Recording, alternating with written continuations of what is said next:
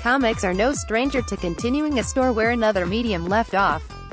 Dozens of movies and TV shows have been continued and expanded in comic form, long after they were no longer on screen and between various iterations and installations. With only 17 episodes, the original British show was always a bit more of a cult classic than must-see TV, and the 2009 attempt to reboot and update the story with Ian McKellen and Jim Caviezel didn't go anywhere good.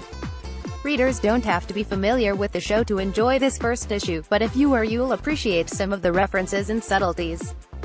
Rather than diving back in with number 6, played by series creator Patrick McGoohan in the original show, the comic introduces readers to a new protagonist.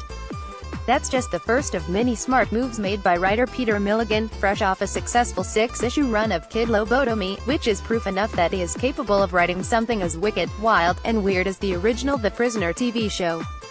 The first number 6 was a spy attempting to retire and leave his previous profession behind. When he was deemed too dangerous to be allowed to live in the world as a civilian, he was kidnapped and woke up in the Village, a mysterious facility that looked like a real town but with balloon-shaped enforcers, mind control, and torture to keep detainees from escaping.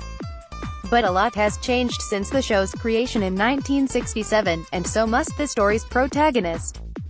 This new prisoner has a backstory rooted in British interference in the Middle East, and his reasons for arriving at the Village are more complicated. It's easy to compare the differences between the Prisoner book and show to the two versions of Casino Royale.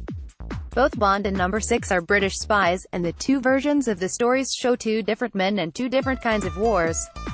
Artist Colin Lorimer has a wealth of experience working on weird stories that depict real people, along with comic adaptations for shows like Millennium and The X-Files, making him a particularly good fit for this book. Prisoner is one of the few books where you want a relatively generic-looking protagonist, a character that could conceivably look like just about anyone in the course of his work, and Lorimer excels at giving the book a specific sense of place. Especially for fans who watched the original show, elements of the Village are immediately recognizable. It lends the book a sense of being finely balanced between reality and the unbelievable, which is exactly the kind of tone needed.